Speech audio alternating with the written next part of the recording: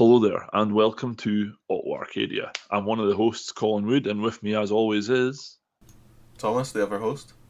how you doing, dude? Yeah, good. I'm looking forward to this. I've got things to say. This is a subject in the kind of carosphere that I would say that I know quite a bit about. I've got a lot of experience with it because being of into cars and of a certain age, I've played lots and lots of video games. Yeah, man. Um, I remember playing quite a lot of them. Yeah, and I mean, making up some notes for this did kind of offer an opportunity to be like remembering games that are absolute bangers. Like a lot of my notes do just say, like peak or like absolutely fantastic, but I can talk about why. Well, at least why I think that. Fair enough, man. Well, um, yeah. Do you want to kick us off? Like, what's your first musing? Well, I mean, I suppose we better kind of start. I don't want to start at the beginning. That's what I want to put that down. I'm not going back to like the first racing game, if you know what I mean. I'm actually kicking off my like timeline of racing from the PS1 era.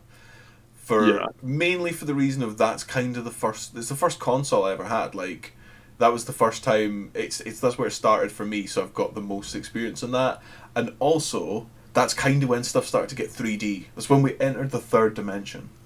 yeah, man. Like Gran Turismo, that was like, I mean, pretty much everyone's first big foray into like inverted air quotes sim racing. You know? Yeah, absolutely. I mean, I was a little bit late to the party. I didn't play Gran Turismo at all. I only played Gran Turismo 2. That was my first game that I ever played. Yeah. I think that's probably quite a common thing with our generation. Like everyone I talk to is always like Nissan Skyline R34 GTR in Gran Turismo 2. Like, yeah, Yes, I think it has shaped quite heavily shaped a lot of the car nostalgia of our generation. And it's probably why certain cars are now like insanely valuable. oh yes, I'm definitely on board with that. Like the one example, the GTR, like it's the PlayStation car. You know, It totally was the PlayStation car, and Gran Turismo a big part of that. But I'll get onto that when we talk about Gran Turismo. fair enough, fair enough. Because like first of all, I want to just like set the boundaries. I'm going to define my problem here. So, what are racing and driving games? That's what I want to talk about. It's both racing, not just racing. I want to talk about driving in general, and a little bit on like non kind of driving focused car games too, which is quite an interesting kind of like very very small genre of stuff. Yeah, I think I know what you're going to bring up there, but yeah, I'm interested to see about this. Okay, cool. Well, we'll see when we get there. So, like, I'm coming at it as kind of anything where you can take direct control of, like, a car or a bike. It's kind of like maybe a boat in some instances as well. I do want to talk about one boat game, and not so much planes. I would count them as like flying games, which are definitely distinct because the handling and everything is way more distinct than just like car to boat. Yeah, fair enough. So that's what I mean when I'm talking about these. And well, that leads on the question of how to like what's important about these kind of games, and that's like it's the physics engine. It's kind of like this is what governs how the cars handle, how they feel, what grip they have, the way they respond to player input, the mass that they have as well, like how they react when they collide with stuff and like other cars, like scenery, how they would behave in the air, and kind of how they respond to changing surfaces. I think I would say that they're like some of the major effects that I could think of like the kind of physics engine behind the racing game. Can you think of anything else? Um, no, I think you've covered it pretty well. Like possibly the mass of whatever they're interacting with. Like it should be very different if you hit, say, an Armco barrier as opposed to a building. Yes. Or like if you hit a tree as opposed to a person. Yeah, that's one of Or those great things that games just for a long time just couldn't do. So you would just have like the invincible fence that you'd crash into and stop dead. Yeah, it'd be like a chain link fence that you'd hit at like 9 million miles per hour, and it just stop you dead. Or it'd bounce you back off. Yes. Yeah, absolutely. So yeah, that's what we're kind of talking about with the physics engine, because like I probably will end up talking about like like the handling model or like the physics engine, this kind of like stuff in the way that the game kind of feels. I think that's what I want to talk about a lot is like how different games feel as well. Well, I was like, I'll do some notes of my own to like bounce off you with. I've leaned really heavily into the physics of it, so I'm really looking forward to that bit. Like, Yeah, that's good. That's going to balance out my almost entirely vibes based note taking. fair enough. And I mean, getting back to like a little bit of history of like what I'm defining as racing games and driving games as well is like there's kind of like three kind of main buckets you can dump the kind of handling model physics engine of the game into. There's arcade, simulation, and then the kind of weird simcade hybrid that sits in between them, but not quite in either camp. Yep.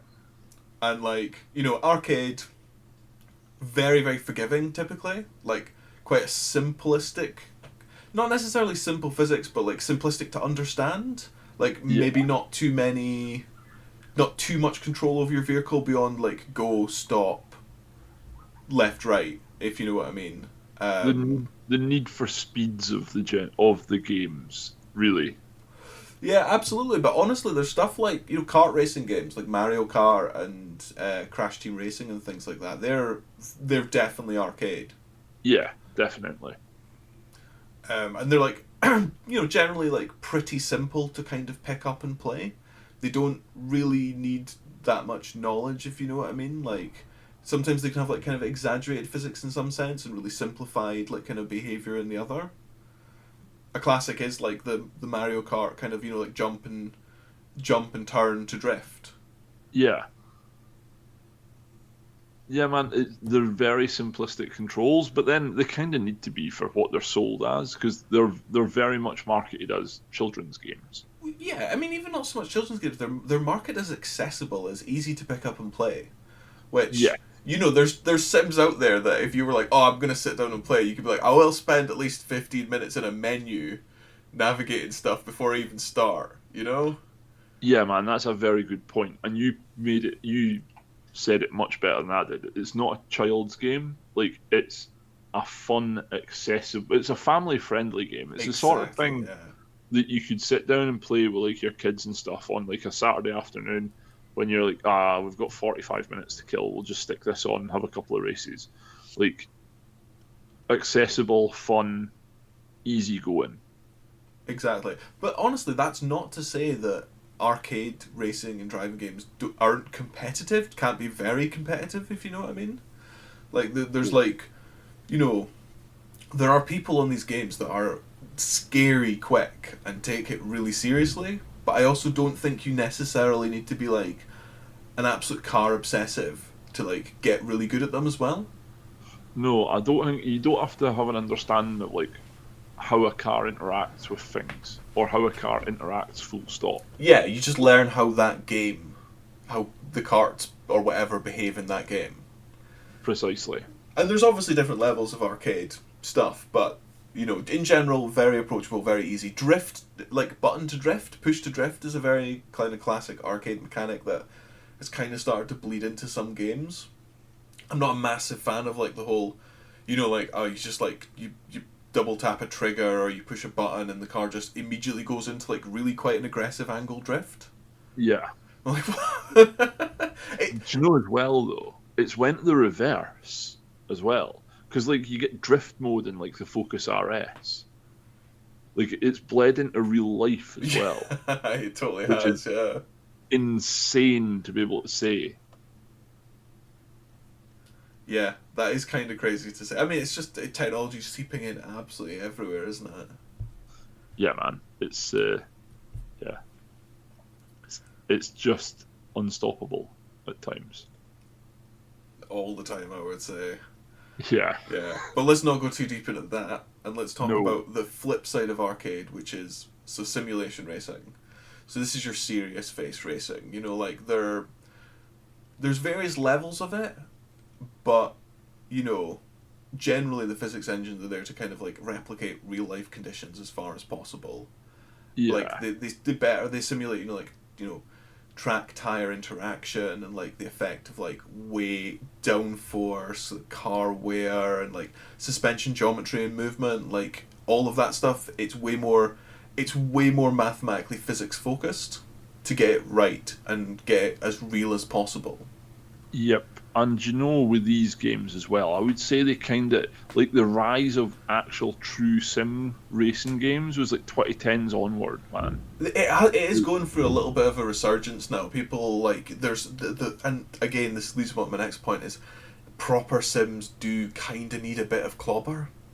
Like you do need your wheel, maybe a direct drive wheel or something like that. You know, you can do them in VR. Although I'm not sure how competitive VR would be, but you need a decent setup to kind of like fully invest yourself into sim.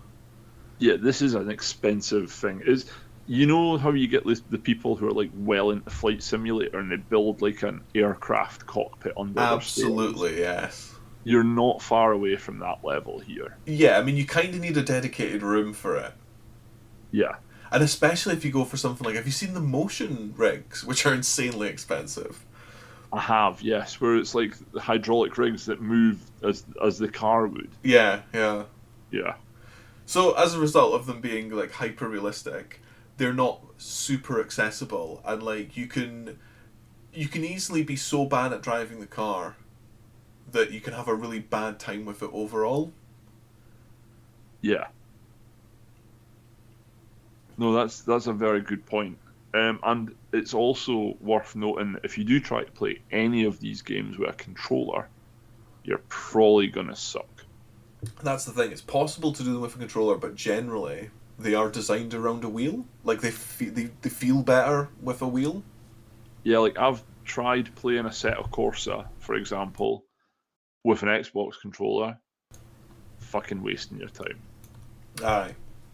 It's no I mean, honestly, I find some of the Gran Turismo games are quite difficult with just a controller as well. fair, man. Like, Fair. I started playing Gran Turismo 4 again on the computer through an emulator, and it really struck me how sensitive the analog stick is to movement in that game. Like, really very sensitive. Yeah. In fact, I would go as far because I know the problem you're describing. I don't know if it's because the stick's so sensitive or because you've not got the control fidelity that you'd have with a wheel.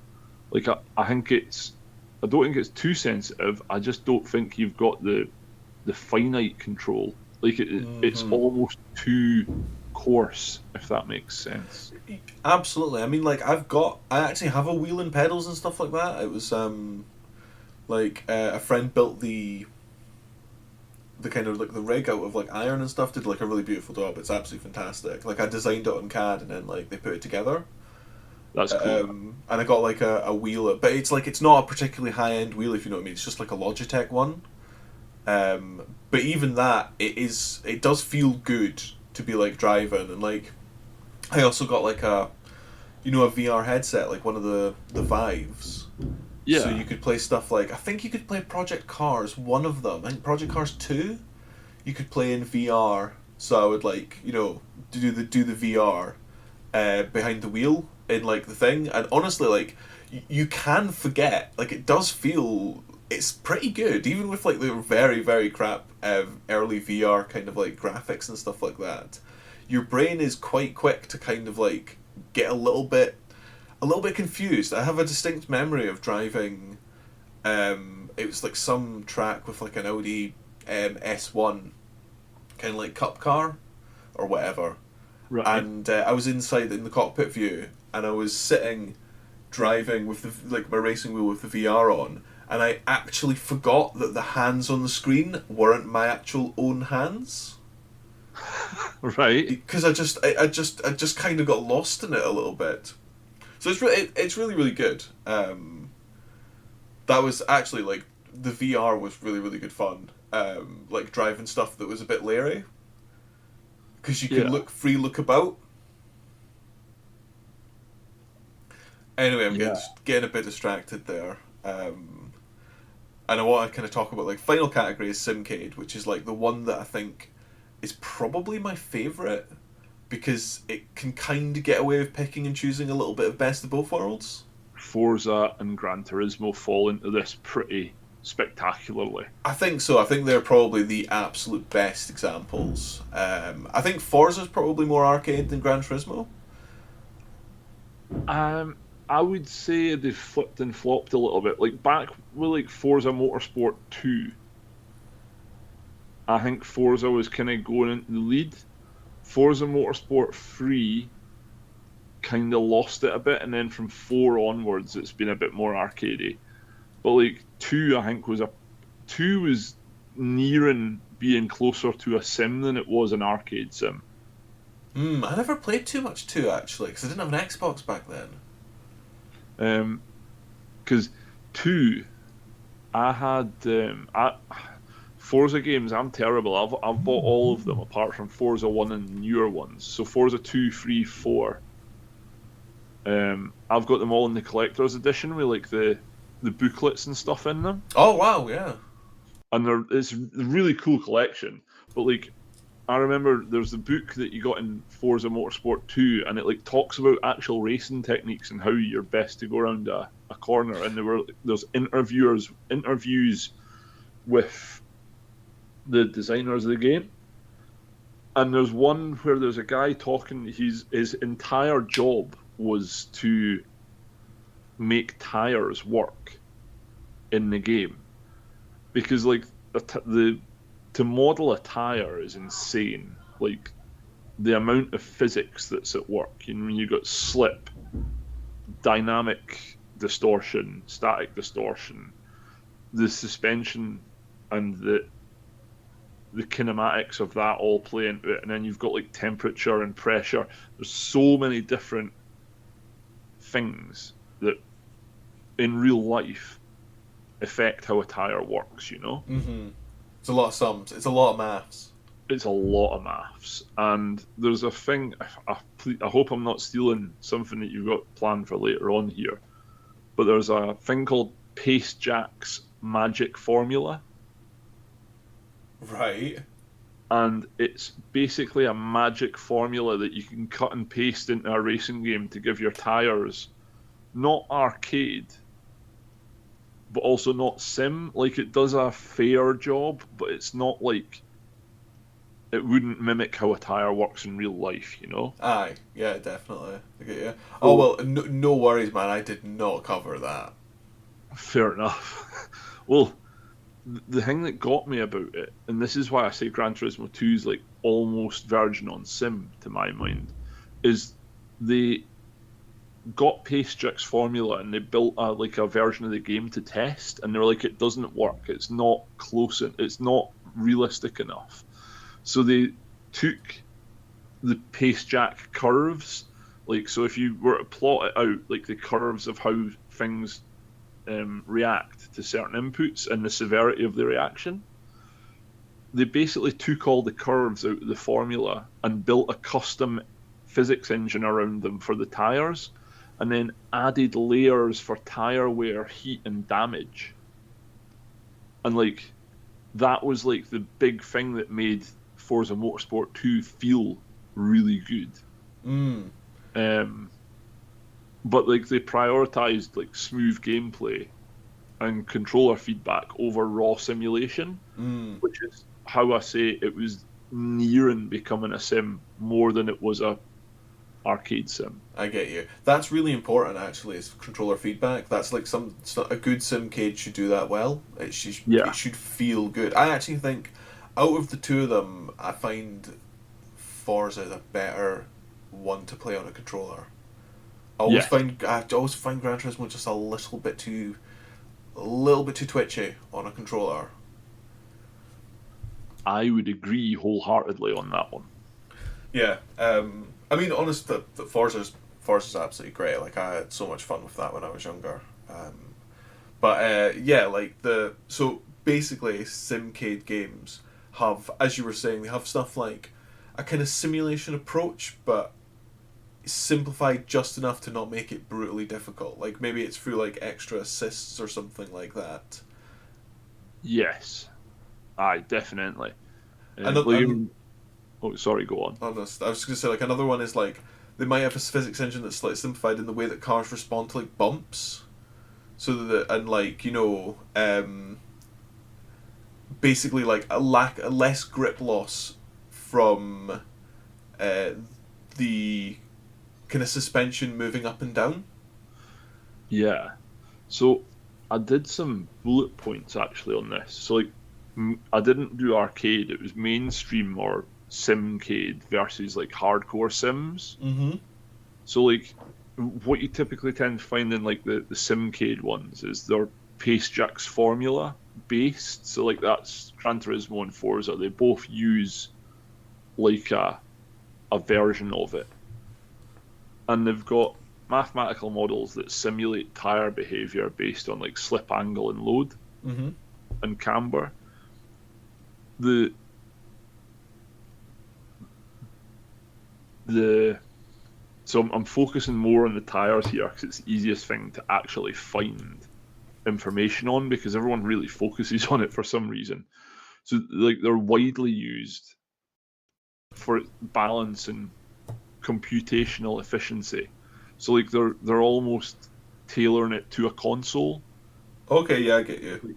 Because it's the most intense Acceptable. part as well. Yeah, because what you typically tend to find is they're like they don't really exist on PC. I mean, I know Forza does now, but like these were console exclusives, and it's not really surprising that you don't have massive computational models on a console.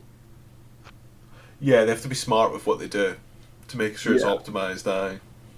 Well, to then run against that, I looked at Assetto Corsa. So it uses like a custom tire model that's based on real world data. And like they interviewed like race car drivers and all sorts for this. So like the Assetto Corsa even went as far as laser scanning racetracks to make sure Yeah. the surface was the same.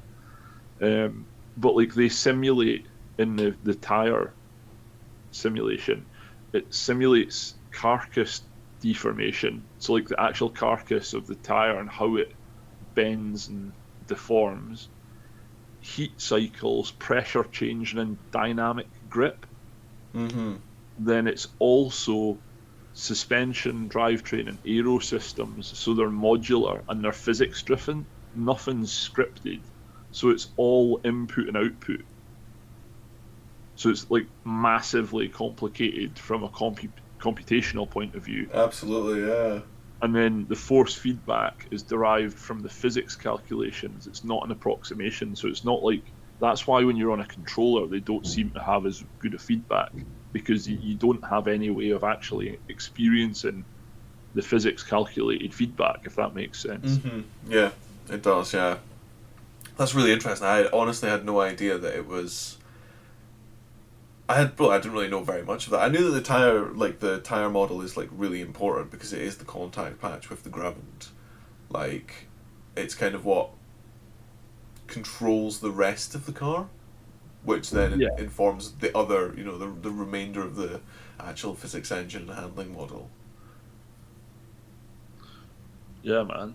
But no, I thought that was quite an interesting thing to go on. But I'll hand back to you because I kind of hijacked you a wee bit there. No, that was good. That was really interesting. I was basically just going to wrap up what like I would consider to be a simcade with like mostly what we said. Like it's a reasonably simulation based physics engine, just with like some kind of like concessions made to just make it like a little bit more predictable, a little bit more like controller friendly, maybe exaggerate some feedback, things like that. And like they're also like every single one of these different types of like racing game are all super competitive. Like arcade games are super competitive, simulation games are like esports kind of like prize money, big Yeah. televised events level of competitive. But like Mm. honestly, even the Simcade kind of stuff, like they've got a Gran Turismo one, they've got maybe a Forza one. I think the Forza one's like not the best.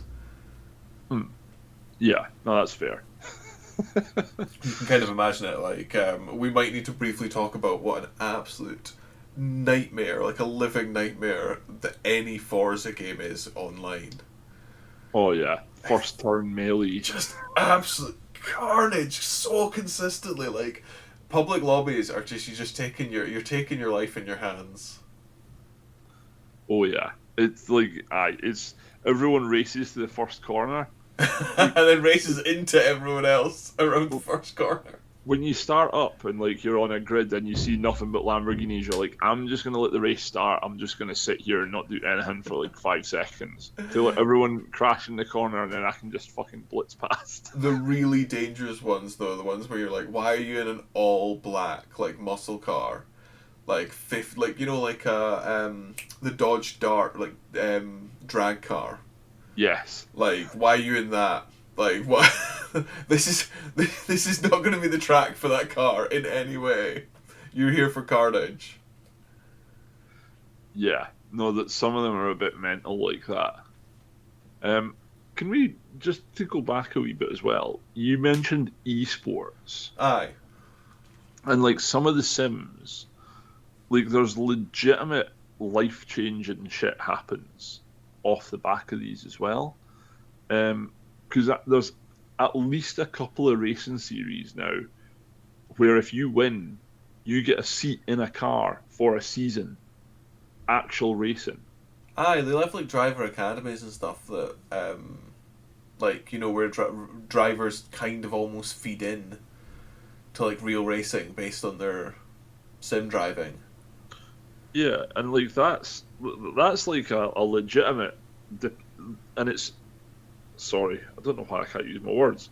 That is like a legitimate prize as well. Like you're talking mega money, and some of the it's not like you're going into a Sunday racing league. This is legitimate like prototype level racing, like GT level racing, like where you need an actual competition license to take part. Aye, no, absolutely, absolutely. I mean, there's people who are like have started as YouTubers and transitioned into like actual real life racing through their like sim racing online, streaming it and stuff.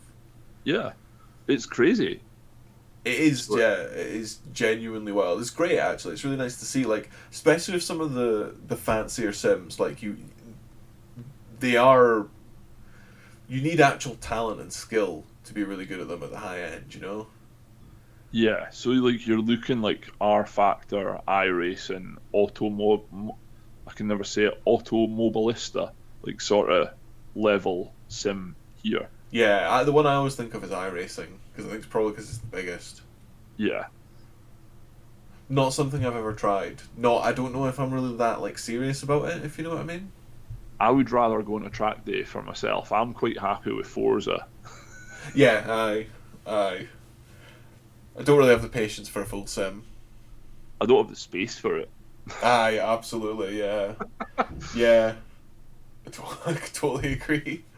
But I mean, also that does kind of lead us a little bit into another thing that I wanted to broadly talk about, which is like so racing and driving games is kind of what I started this off with because there are the way I see it, there's like kind of two categories, maybe like a small third one, which is like the pure racing, like, and I'm counting stuff like rally, and like time trial and like time things, where you're against the clock, as well as like just you race against other cars, as Yeah, like that's all you do. Like it's a fixed racetrack, you can't really go anywhere. Like I'd maybe consider some stuff where you pick your own route.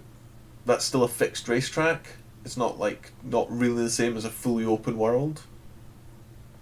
that's a fair concession to make, I think, actually. Yeah,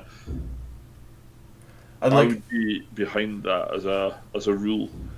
totally, and like these games, you typically don't get to leave your vehicle. Well, you don't really get to leave the vehicle when you're in like a race or anything like that. It's not that common for like a pure racing game to be like, oh, by the way, you can just stop and get out and get into another car and drive off.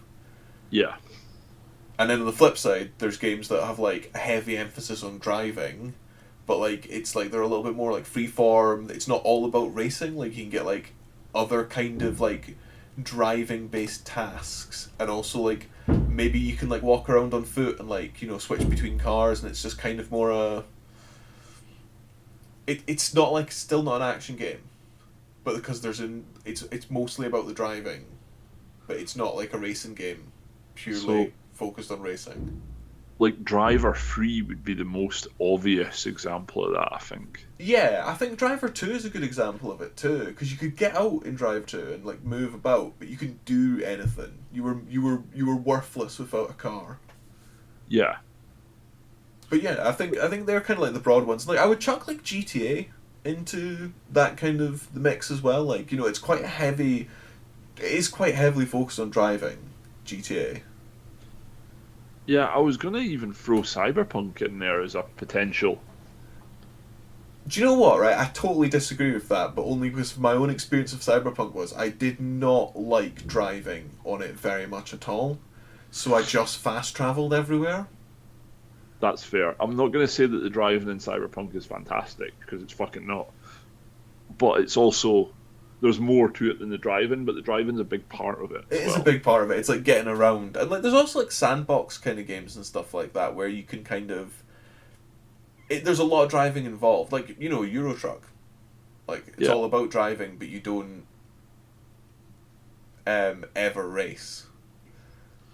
And like, there's even like the arcade examples of this. There's a game the kids play called Wobbly Life. Wobbly Um, life. yeah, and it's like you like deliver pizzas and do tasks and all this sort of thing. But like, that's really heavy on the driving. Like, it really is heavy on driving, be it motorcycles, boats, or cars. Actually, airplanes as well. Like, you can do pretty much everything in it, but that's heavy on the driving as well. Exactly. That's the kind of thing. Because like, I really like those kind of games. I like faffing about in a car. Like, I just like messing about. Like, even sometimes just driving around. I think it's a nice change from it always having to be like a competitive thing. Yes, that's fair. Like sometimes, yeah, you want to put your serious trousers on and sit down and do an actual race and be like challenged, or like lap a circuit until you get good at it and kind of like reach that flow state. But other times, I just want to boost about. Like, no real point. Boost about. Like that's why I love BeamNG because I can just like drive like a maniac, just jump into whatever car I want, mess with the physics engine, like crash. It's nice. Yeah, man, that's fair. Do you know the game that kind of embodies that as well is oh, what's it called? Test Drive Unlimited. Ah, no, yes, I was gonna bring up Test Drive Unlimited as a game that I really really enjoyed. I like Test Drive Unlimited. Which one? First one or second one? Well, you see, I only ever played the second one in Hawaii, and With a bit I in have a Ibiza at the very, start. very different experience of it to you, because I wanted to like it Mm. so fucking badly, and I found it boring as fuck. Do you know what? I would describe Test Drive Unlimited 2 as very clunky. Like I Yeah, remember it not feeling super great to drive some of the cars. It's one of those games where you have to learn how to be fast with the actual physics engine and handling model. Like you learn what it responds well to and what it doesn't, and you learn like what you can and can't do in the environment. Like how much of the piss can I take out of this race before it like causes me an issue. yeah, that's fair. But yeah, I really got into it actually. I found the first one brutally difficult, but that's I was much younger when I played the first one, so I was a lot worse at driving games. That's something I've definitely got better at as I've got older. Like I remember genuinely the epiphany that was discovering that if you slow down for a corner, it's actually faster than just ricocheting off walls wildly. Pikes Peak Special in Gran Turismo 2. Yeah, absolutely, absolutely. Yeah. Um, so yeah, and really quickly before I want to fire into some actual games, there's the non-driving games. And what do you think I'm gonna bring up in like the kind of like not really driving focused but car focused games? So Automation, the one where you build cars. Oh man, yeah. Um, BeamNG, because I mean, it is driving, but it's like pointless. Um, There is actual time. There is stuff to do in BeamNG. I just choose not to do it. Probably the likes of Car Mechanic Simulator and stuff like that as well. I think that's a good example. Totally. There's a lot of like mechanic simulator esque games out there.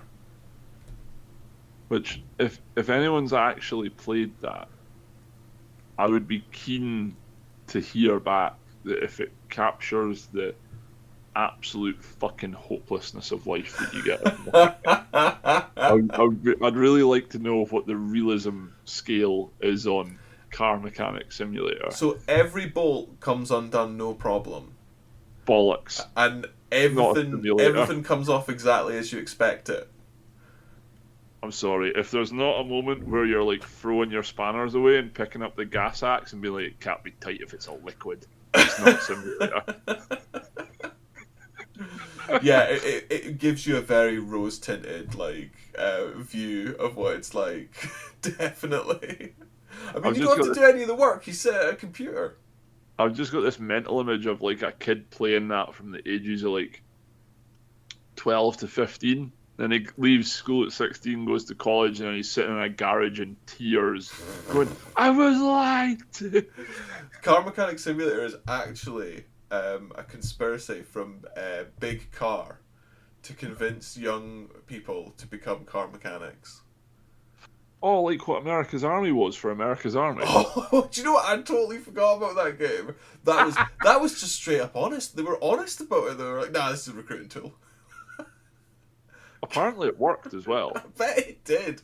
I mean, Do you hell, know? we played it. We're not joining the U.S. military ever. No. Do you know? Actually, there's an interesting thing on this, and it actually feeds into this. This isn't a massive departure. So, like, people learn how to race cars in real life from racing sims, right? Hmm. Do you know there's a study somewhere, and they actually found that kids who like play Call of Duty and like violent games actually become better soldiers. Like they're colder. Oh, Like that's dark. I know it's dark as fuck, but it highlights quite an important point with those two things. Like you can train yourself to do stuff. Repetition is a really good way of building in like reflex habits, Yeah, responses. Like it's just conditioning. It's all you're doing. You're conditioning yourself, but just in a fun game. but yeah, sorry. Now I've turned the lighting down to dark. I'll hand it back to you. Thanks, man. Thanks. Aye. Well, I mean, that was kind of they were kind of my main ones, like stuff like automation and like the mechanic simulator games. I think they are definitely car games, but they're not really racing or driving. But I think they're kind of worth like just mentioning.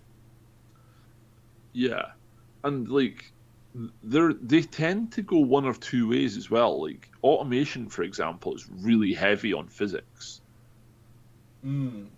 like designing your own engines and stuff. And like there's a bit of theory in there that's actually applicable even. Fucking applicable. I don't know what my grasp of English happened to my grasp of English there. It's like actually applicable to like real world. Yeah, it follows like it tries to follow real world logic, like what actually happens. I really enjoy designing engines on automation. I think that's great fun. Yeah, I'll give you that. Like fucking, if you were to design something cool, an engine would be probably top of the list for like Aye, a lot of people absolutely. like that.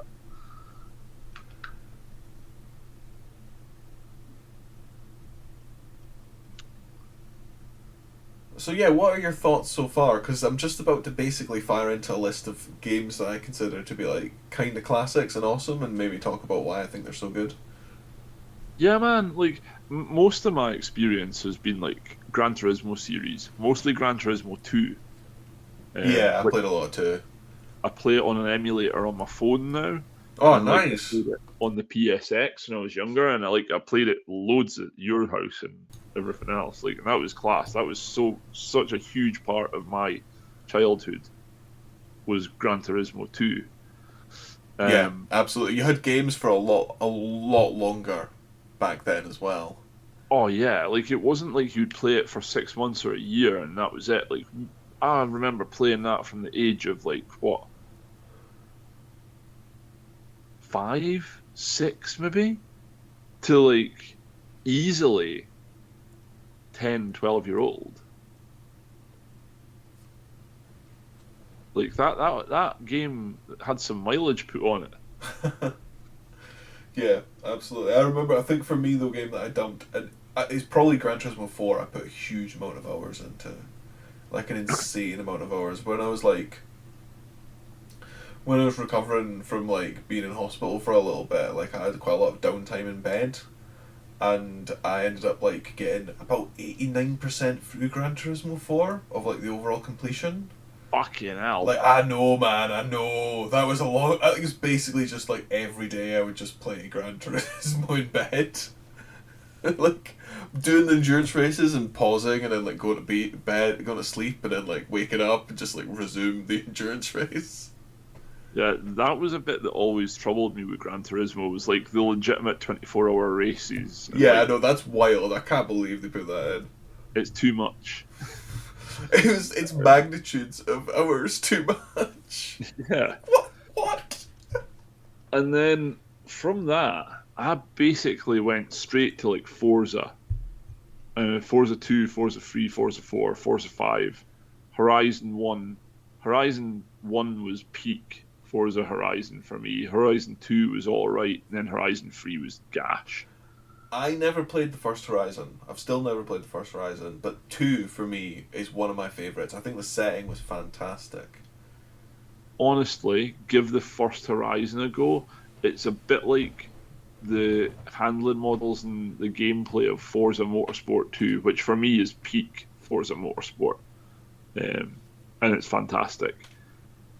The Gran Turismo as well also kind of brought up my big beef with the semi simulation games, right? Because I remember learning to drive in an old 1.8 diesel Mondeo, and I was going around the corners moderately quickly, even then. And I remember like playing Gran Turismo after it or Forza. I can't remember what it was. It was one of the two.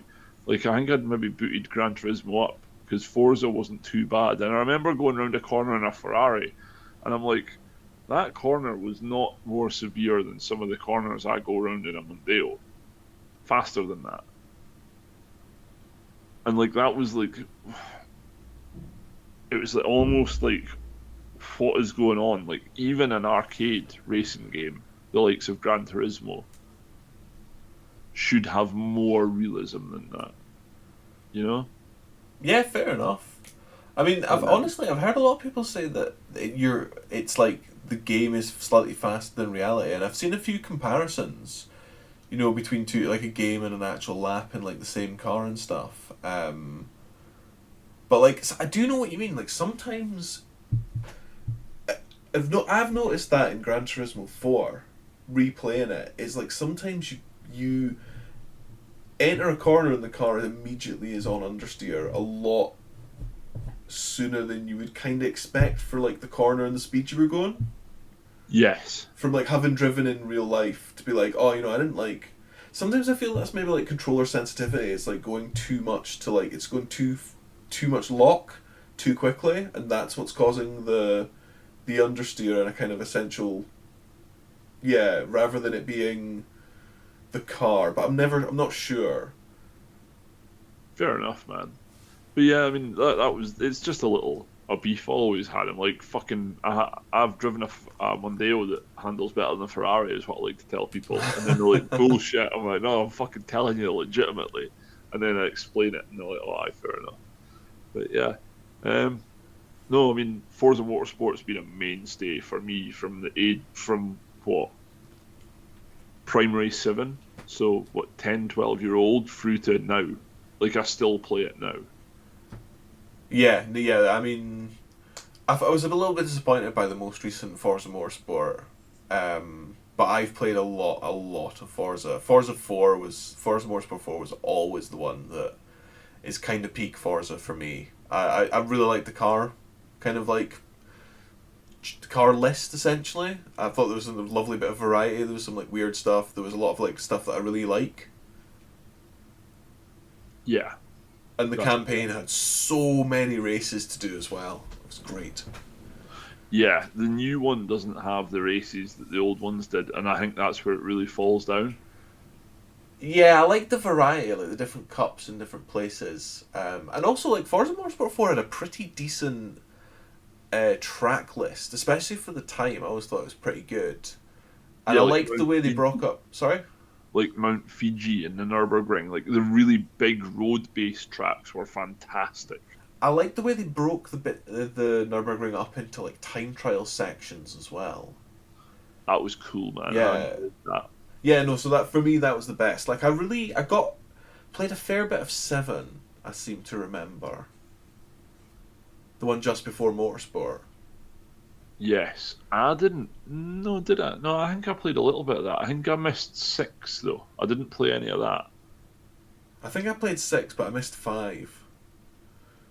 There's so many of them, and honestly, they're basically the same game every time. Like Forza is the Turn 10 are the absolute masters of incremental changes. Yeah, they're almost like FIFA for that. Yeah, absolutely. Just it's kind of annoying when you just get the same game over and over again. Um, I do have to give an honourable mention to a couple of games though. Okay, So Need for Speed Pro Street, I remember legit. Pro Street.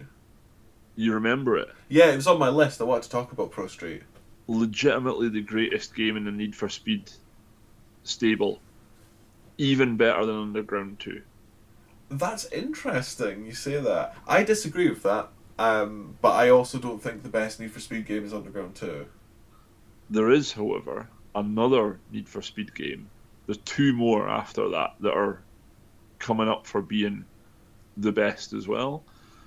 And one of them, it was like, I can't remember what it was called. It's not Pro Street, but it was like you could get like a massive car roster in it, and you could go and get like an RX-8, and you could put like a package on it where it would basically be like stripped out dash, digital dash, flocked dash, cage, and everything. And it was almost built solely to compete with Forza and Gran Turismo. I can't remember the name Was of it that a though. track based one, the one where it was all about racing tracks? Yes, Yeah, that one. Shift. Shift. Shift or That was Shift 2. fantastic. I enjoyed those two games. I really liked the first Shift. I don't remember playing the second one very often, but I actually did really like it. I loved the fact that you could take a normal car and convert it into a proper race car. Yeah, I loved that progression. That was class. And there was one, I can't remember the name of it again, Need for Speed, and it was basically the Gumball Rally 3000. And you started on one side of America and raced right across, and you went through all the different states and everything. You were like running from the police and all sorts, but it was basically like maintain the highest possible speed all the way across the country. And it would take like 4 hours to do a race, but it was broken into segments. It was fantastic. Was it the Run? The run. I've not played the Run. It's fantastic. You need to give it a go. Oh, I might give that a try actually. I'm always looking for like a racing game I've not tried. And then the absolute best console racing game ever made, in my opinion, and I will die on this hill. The first Grid. I really like the first Grid as well. I wanted to talk about the first Grid. Why do you like it? It's the way it feels to race. Like you feel like a badass. You're gonna know the one I'm talking about, the San Francisco track when you're Mm-hmm. racing like the Camaros and the Mustangs, Yeah. right? And like you're absolutely flying and you're going down the jumps like what Steve McQueen did. Yeah. That just fantastic. And then you had the toge races with all the Japanese cars, the drifts, circuit racing. It just was such a fantastic car that covered a multitude of disciplines, but also like it had American, European, Asian sort of style racing, and it Aye. had the car types as well. And honestly, it just had so much substance to it. Yeah, I honestly, I totally agree. I really liked the first grid. I felt, in general, the first grid, I got on board with the handling model of that quite well. Like, it felt all right to race. Like, the cars felt like kind of sufficiently weighty, and there was like, it wasn't overly twitchy with grip, but it also wasn't like an ice rink, if you know what I mean, with like no grip at all. It generally felt pretty good, and I really agree. I really liked the fact that it covered everything, but also the fact that you got to essentially manage your own team. So you Yes, did the sponsorship, and then you hired a teammate, and the teammate inevitably was kind of crap. see that what you've just touched on there, right? There's a games. This I'm taking it away a wee bit, but it's still video games. There's a game series called Mech Warrior. I don't know if you've ever played it. I absolutely fucking adore it. It's It's been like a my while since I played a Mech Warrior game. darling. I love it. Like, and the new one, Mech Warrior 5. You've got Mech Warrior Mercenaries, and then you've got Mech Warrior 5 Clans. And the difference is one of them is a structured story, the other one's a sandbox. And the structured story is you do this, and there's not like an economy or anything to manage. In the mercenaries one, you're like running a mercenary company as well as all the combat and everything, and you've got like an in-game economy and stuff to do. Mm-hmm. That is Grid versus Forza Motorsport. With Mm-hmm. that, the element of management that having your own team has and the economies that are in it because of that adds such a fantastic depth to the game that it is so underrated. I completely agree with that. I actually completely and utterly agree with that. I think that like that's something that Forza really lacks sometimes is that sense of progression and actual sense of purpose to the game, other than just like, you explore all of the races, but then where's the replayability? Where's the actual like incentive to carry on? And I think Grid really got that incentive to carry on right, and it felt addictive and fun to play. Yes. It was well addictive. I do remember it being quite frustrating in some ways because, like, it took a while to get a teammate that wasn't just like a Nah. complete melt.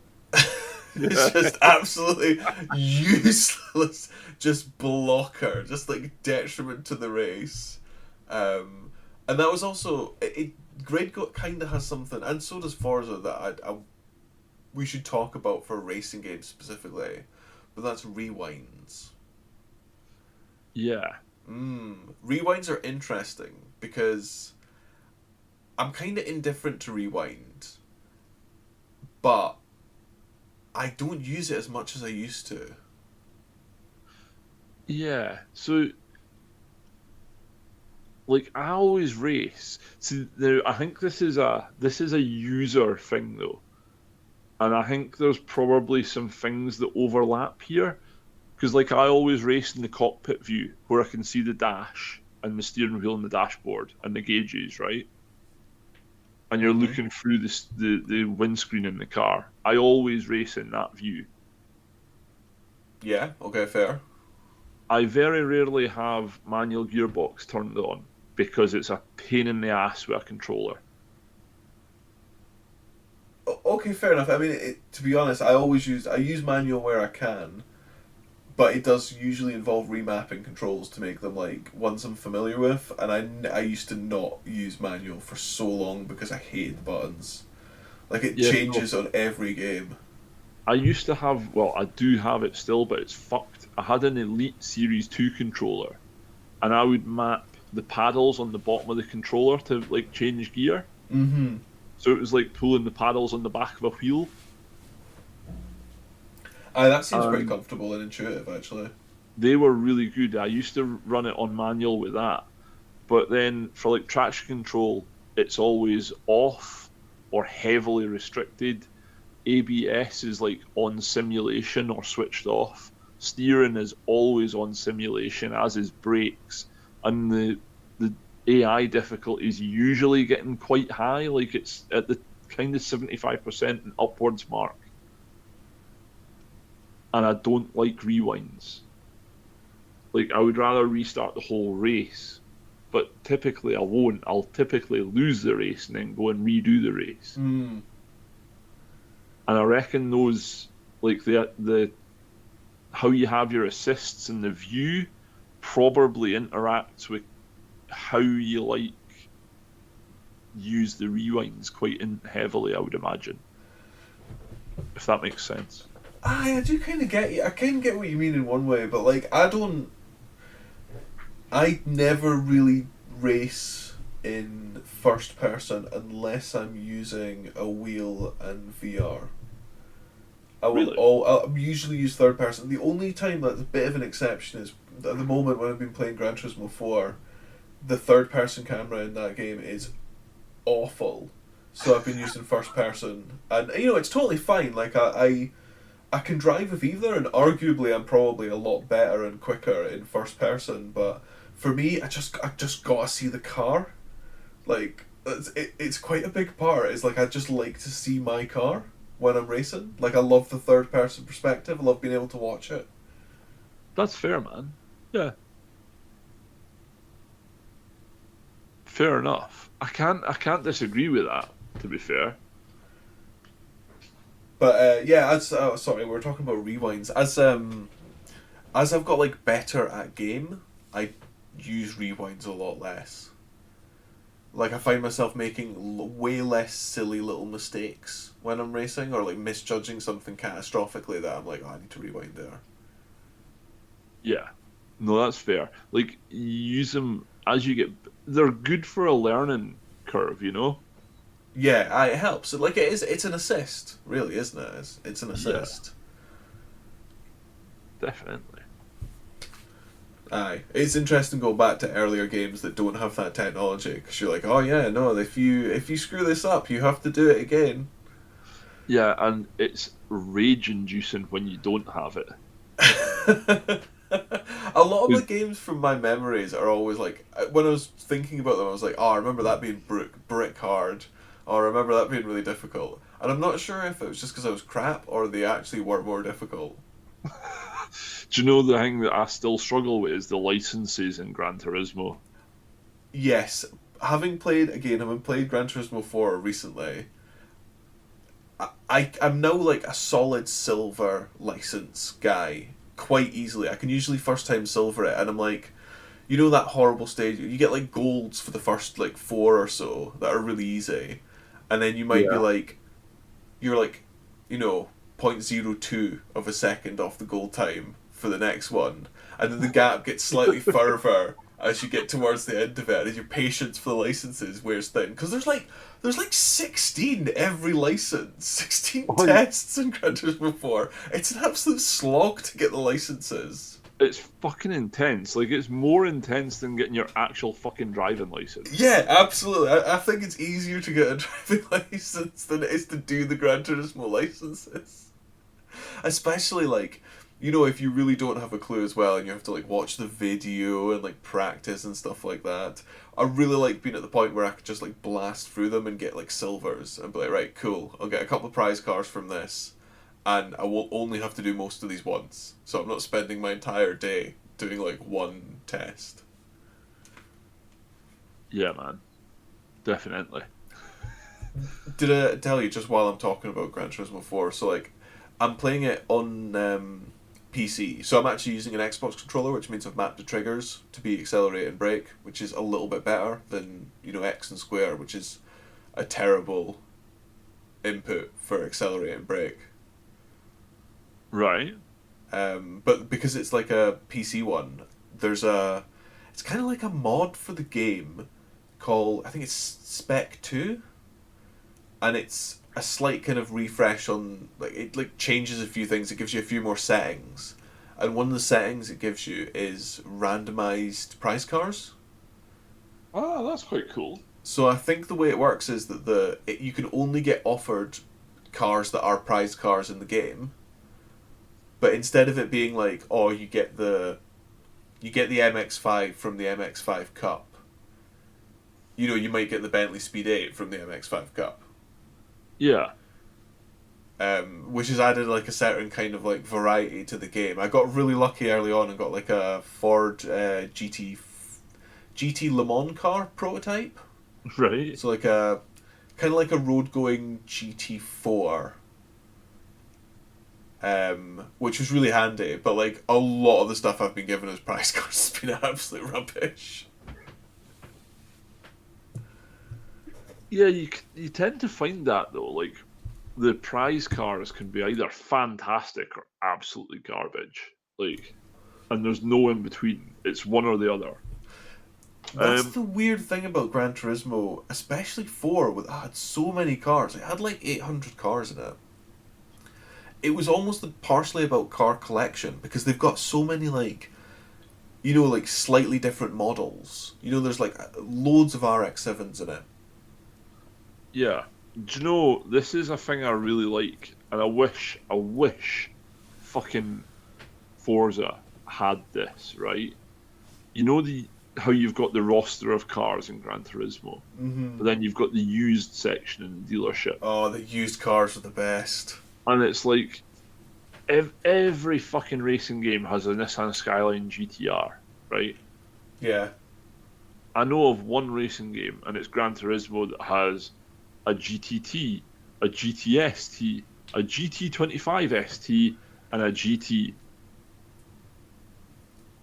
All of those are fucking Skylines, but one of them's got a 2 liter non-turbo, one of them's got a 2.5 liter non-turbo, one of them's got a 2 liter turbo, one of them's got a 2.5 liter non-turbo, and the other one, and like some of them have four-wheel drive and some of them don't. It's like Yeah, absolutely.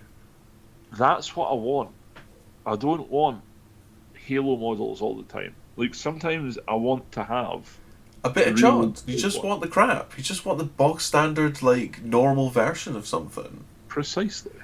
Because then when you go racing, it's way more fun, it's hilarious, and then you get the actual sense of, like, progression and achievement when you know, you make it faster, you make it more race preppy. I like games that let you take boggle standard car and go all the way to, like, hyper focused race car. A la Need for Speed Shift. Like, yeah, I totally agree. Yeah.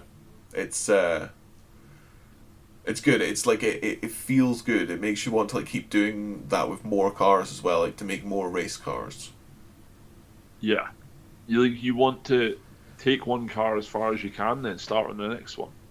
Yeah, absolutely. You end up with like kind of different like race cars that specialize in different stuff. There's a few games that let you do like race conversions of certain cars, or they have like a race version, but it's like it's usually very limited. I would love it to be like a genuinely like you can do this to any car.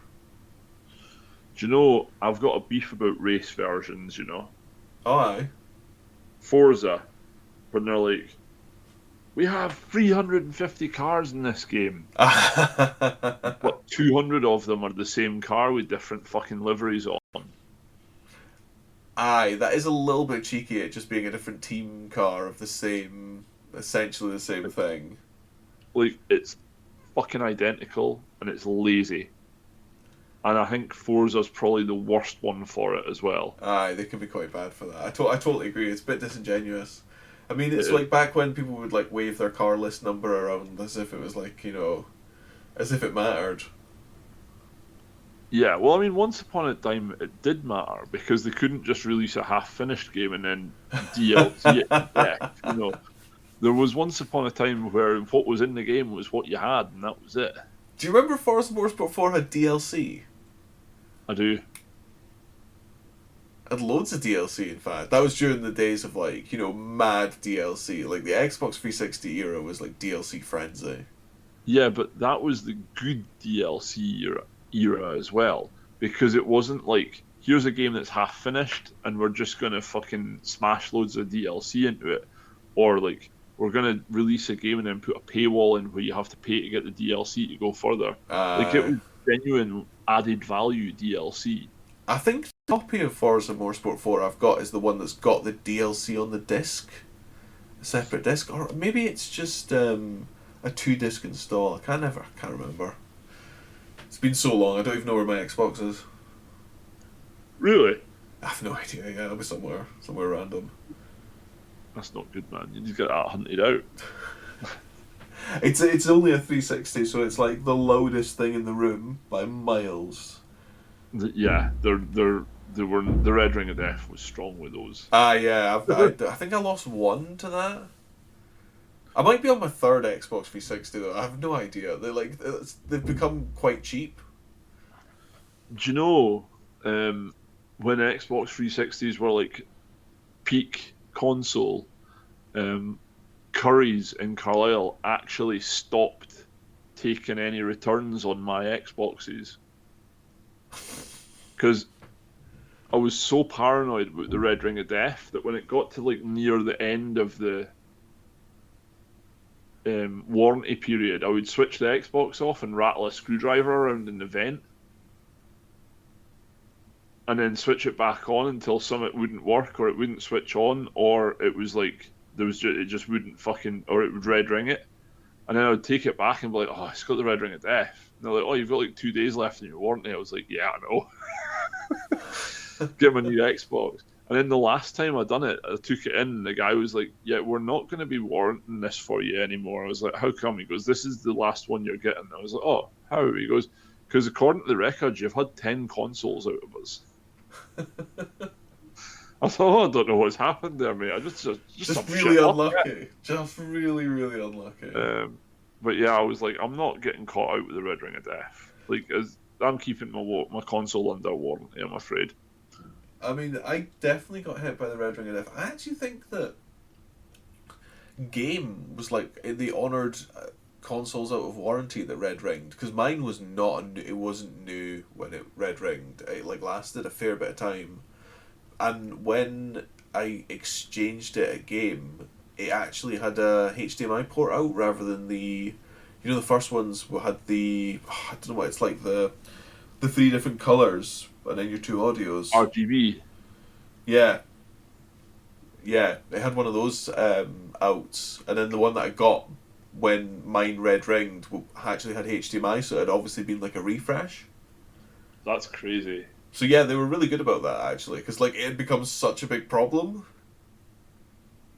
Yeah, that's mental. It's actually one of the very few instances where Game is a good fucking retailer. Yeah, that's why I'm still shocked about it now. Do you know, actually, I've got a storybook game there as well. I All bought a right. game, Dawn of War 2, for the PC, yeah. And I Oh, took it, is that like real time strategy? yeah, man. I It's think I might have actually played it. pretty decent as well. Because it's the same Um, idea as Company Heroes. It was like what Company Heroes was kind of built on. yes, that's exactly it. Um, well, I went and bought it, and I bought it on release day, and I was like, oh, yes, here we go.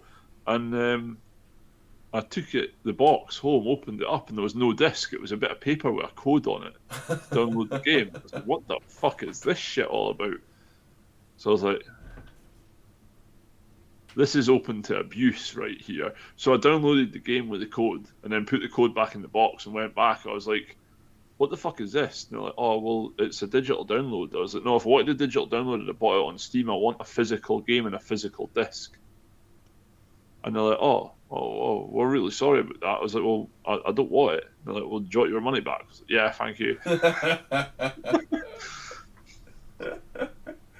Yeah, I think there's like I'm kind of overall pretty happy to move away from like physical media, but it's like kind of annoying when something disappears from like wherever you've got it. See, there was a court case about this recently. Um, and no, what it wasn't a court case. Sorry, it was a game developer or a publisher came out and said this. It was about EA. They turned the game off and stopped supporting it, and it was like, if people have paid for a game and you can stop supporting that game when it's what they own, they've paid for it. They've not paid for a license. They've paid for the game. They Mm-hmm. own a copy of it. If you then stop supporting it to the point where it's unusable, piracy should be legal. And I was like, I'm on board with that. Yeah, it's really disappointing when they turn off support for certain like really heavily online games, and then it ends up being like this thing where fans, if they can, have to get together and make like an alternative. Yeah, like owned servers. Mm-hmm. But EA have a habit of even shutting down owned servers, you Yeah, know. yeah. Some of the publishers are kind of shy about it, aren't Yeah. they? But Absolutely. I'm sorry, I've taken us way off track here. You continue, but No problem. Well, like, actually, you kind of started us on this kind of direction I wanted to go by, just like talking about some of your like favorite games through the ages and stuff like that. Is there any like non-racing games that are like driving elements that you played a lot of? oh, driver free. Oh yeah, Driver Free was pure jank, like 100% Um, concentrated jank. and then like Grand Theft and Cyberpunk and stuff like that. But I mean, not really. Like a lot of the things, if I'm not playing a driving game, it typically tends to be a shooter or a strategy game or something like that. It's like I don't really play anything that has like a lot of crossover. I get Um, you. I totally get you. yeah, I think I play a lot of stuff that's just kind of like driving about rather than explicitly racing. Um, just because I like it's really good. I love just driving about on a game and watching something on like YouTube or like on Netflix or something like that. yeah. You've told me this previously, and it tickles me because I'm just like, don't know how you can do that. It, That's crazy. Like I cannot watch television and race on Forza at the same time. It's it's impossible. I mean, you don't give either your full attention, but you can muddle through. A little bit of practice, you can muddle through. Um, but okay, I don't want to, I don't want to go down that route because this weekend I've got planned to watch the F1, and I'm probably gonna play something in the background while I watch the F1, and I'm just not sure what I want to do yet. And now that you've talked about Need for Speed the Run, I might give that a bash. That could be exactly the thing to do. I think you will absolutely love Need for Speed the Run. I could really do with something that's fun. Like, if it's fun, I'm probably on board. It's really good fun, but it's also like I remember playing it and like the controller in my hands were so fucking sweaty and slippery and like I had to keep pausing it to like wipe my hands and stuff. But because what you're doing is racing across America and the speeds are so fucking high and it's in well, I was talking about this like it's a real thing, but it's in like live traffic in air quotes Mm-hmm. in the game. Like when you pause it, if you're not like 100% focused on it, when you unpause it, it's like, ah, fuck, I've ran into a hatchback. Yeah. Yeah, I absolutely know the kind of games. I mean, did you ever play any of The Crew? Or The I Crew did, but I 2? could not get into it. I played a lot of The Crew 1, but it took a really long time to get used to the way that that game handled. I don't think it handled particularly well, but I loved the scope of just being able to boost across like this kind of like shrunk map of America. Yeah, But yeah, that was very open world esque, and there was a lot of kind of I do quite like a longish race, but just not a Gran Turismo 4 endurance race. Like no, that's too much. yeah, there is a happy medium that exists between like 2 minutes and 24 hours. There's actually several happy mediums in there. Yeah, and like the happy mediums are many. Yeah, there's more like a happy medium zone. I mean, when it comes to like games that I think that are like absolute bangers from like the various kind of history of like games, racing games, driving games that I've played.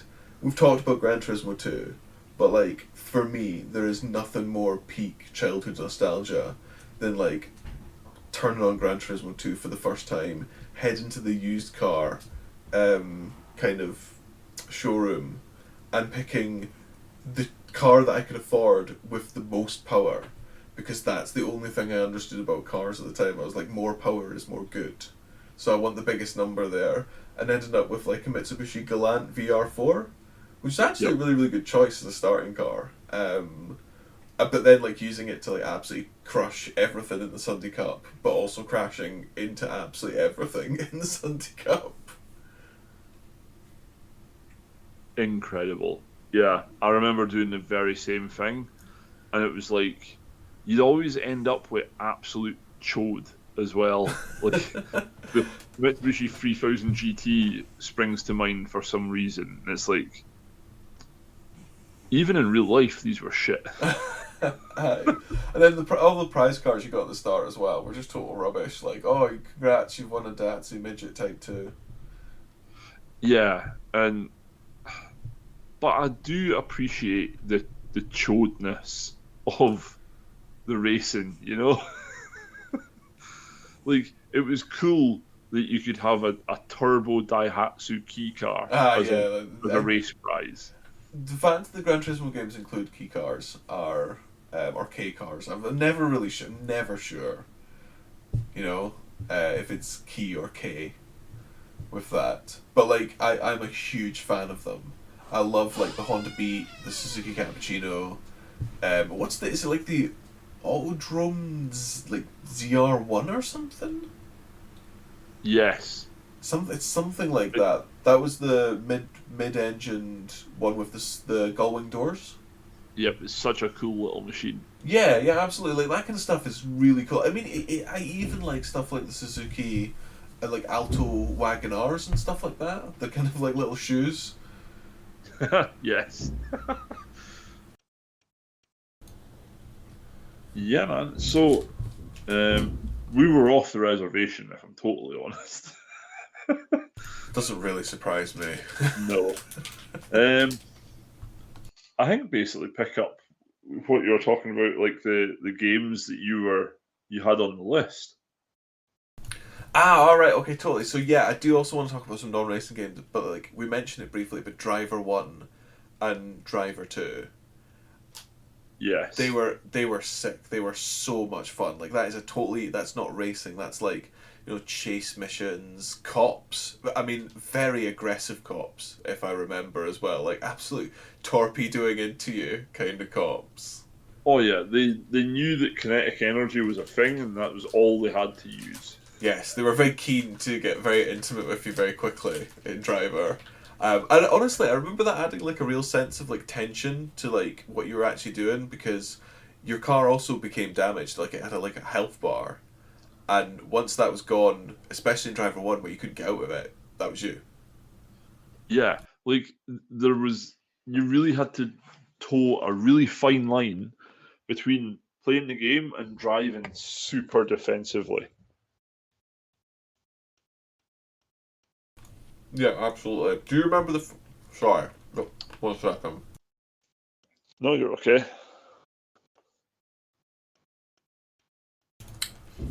I got myself an ice cream.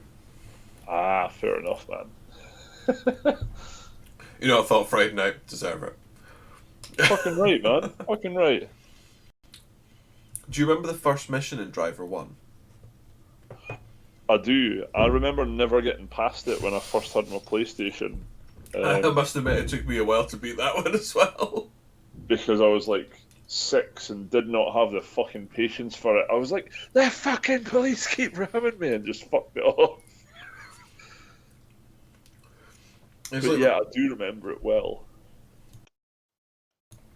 it was like that parking garage one where you had to do the different things. Like you had to do the slalom, the outer loop. You had to do like a J turn, a 360. To do like all these Yeah. different maneuvers in a particular time limit, and it was a tight time limit. I remember that took some serious goes until I kind of got it right.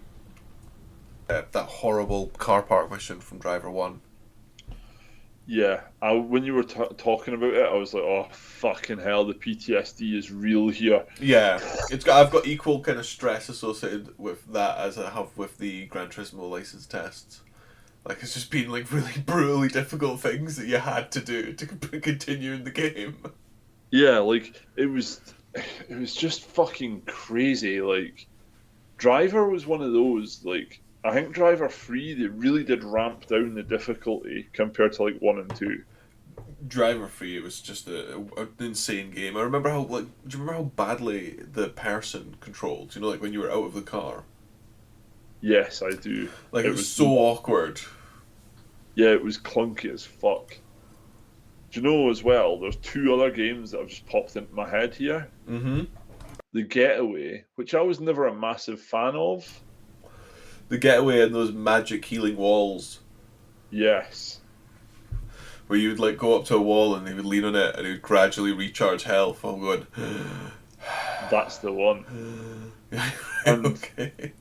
the other one that's popped into my head, which is one I have very fond memories of playing at your bit, Stuntman. Stuntman definitely made my list. Like honestly, I think the PS2 era for me is like the peak of racing and driving games. There was so many, there's so much variety, and Stuntman was such a cool idea. Like it's all about like precision driving, but like it was really cool. You got to actually do some of the stunts that you saw in movies.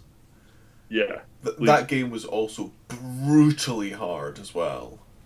oh yeah, the learning curve with that one was steep. That was a game that I never 100%ed when I was a kid. There was one mission that I could not. I kept missing the snowman. Hit the snowman, and I missed the snowman every time. I could not hit that snowman. I could nail everything else, but that bloody snowman. That's such an insane sentence to say as an adult. Yeah, it's weird what you remember from your childhood, isn't it? And that's It, the. it really is. Absolutely. I totally agree. I really liked The Getaway. I liked The Getaway because it was set in the UK, in London, so like the cars were very recognisable. Yeah, that's fair. Um, I never gelled with it, Like, I didn't gel with it in the same way as like I did with Forza and Grid and Driver Free and like all that stuff that was like it was cool, but it was never like the daddy. Mm. I think the reason I like it is because I like racing about cities in traffic. That's always good fun. Like GTA and The Getaway kind of gave me that of like weaving in amongst traffic. It's all about like finding the fastest route through where you're going. Like everything's an obstacle. That's a very, very fair point. Like live traffic, like Forza Horizon is fantastic because of that. Yeah, I like. I like there to be not too much traffic, but a good bit of traffic. That actually, do you know what a game we've not even talked about, but is definitely worth mentioning? I don't know if you've played too many of them, but specifically Burnout 3 Takedown. That's the peak Burnout for me. I know people love Paradise and stuff like that, but 3 Takedown was the absolute one for me. Yeah, Paradise is the one I've played the most of. Mm-hmm. And I really enjoyed it. Like I thought it was good, although it has not aged well. It's been a while since I've played a Burnout game, but I remember 3 being so much fun. I love taking like thought the takedowns worked really well. I love the Crash Junction stuff, like the cheesy soundtrack. Like it had kind of everything that I want from a racing game, that to be like fun. Yeah, that's fair. Like it was super intense and arcadey, Yeah, but it was also really good fun. and it was more accessible than the first two Burnouts. Like, have you ever played Burnout 1? No, Okay, I've played a fair bit of Burnout 1. Burnout 1 is hard. It's like it's exactly the same as 3, but it's like kind of feels a bit more slowed down and it's more challenging. And Burnout 2 is kind of a bit of the same. Whereas 3 is like really colourful and vibrant and it's like a lot easier to play and more forgiving with like the kind of weird takedowns and stuff. yeah, I could see that. Fair. I totally forgot to mention the one thing I found out recently when I was like researching, older games. Driver 1. Did you know there was a secret level in Driver 1 that was set in Newcastle? No, I did not. Neither did I. I'm actually gonna find Driver 1 and get like play it for a bit of nostalgia, but also I kind of want to see what this is like. I had no idea that secret was in there. Like, I remember in Driver 2 there was all the secret cars, which were like, good fun to find. There was like the little Mini in Havana. That was the one I always remember. It was right down at the bottom of like a big kind of like Yep, underground car I park. remember that one. I You push the remember wee that button one on the well. outside. Yes. Aye, absolutely. Yeah. That was good fun. I loved Driver for that. That's like there's some good memories with Driver. Well, I've got a little bit of a hack for you here. So when you're trying to find these, obviously age and the passage of time makes certain things harder to access, Yeah, most and certainly. old school games are one of them. The abandonware subreddit on Reddit is an absolute goldmine for stuff like this. I actually, when we were talking after we mentioned Grid, I was like, I'm going to see if Grid is on Steam and I'm going to download it. Went on Grid, went on Steam, it's nowhere to be found. They've got Grid 2 and that's it. Did they not So I do was the like, re-release of Grid, the remaster? nah, not on Steam, not Wait, there. what? I'm sure I've played the remaster. Or was Well, that in like some kind of confused dream? I googled it and Reddit popped up right at the top with the abandonware links to the free downloads, like Skid Row rips of every single game. And it's not piracy if they've stopped supporting it, I'm afraid. I mean, fair enough. They do totally have Grid on Steam. It's just the 2019 remaster. It's not as good. Do you know what? I'm not. I played a little bit of the remaster, but like it wasn't the same as the game I remember. It's not quite the same. No, like a remaster should be the substance of what I remember, but with better visuals. Hmm. Like Halo, when the remastered Combat Evolved, fantastic job they did. I did a good job of that. I love the way you could flick between the remaster's visuals and the original because you'd be like, "This doesn't look that great," and you just switch back and like, "Oh my god." Yeah, like that was such a cool thing to be able to do that. But yeah, like that's a remaster done correctly. Yeah, I enjoyed that one as well. I enjoyed that. Do you know what? On a totally unrelated note, I've been thoroughly enjoying the remaster of Oblivion, but Oblivion is also one of those games that's like intense nostalgia for me. Like that was my Elder Scrolls game. I'm inclined to agree. Played just a huge number of hours of Oblivion when I was younger. Yeah, a terrifying number of hours, I think you mean to say. I totally. If only I could have invested them in something productive. Do you know another one as well? The Mass Effect 1, 2, and 3 remaster. That was a masterpiece. I've never played a Mass Effect game. Oh, Tom, you've got a busy weekend ahead of you, bud.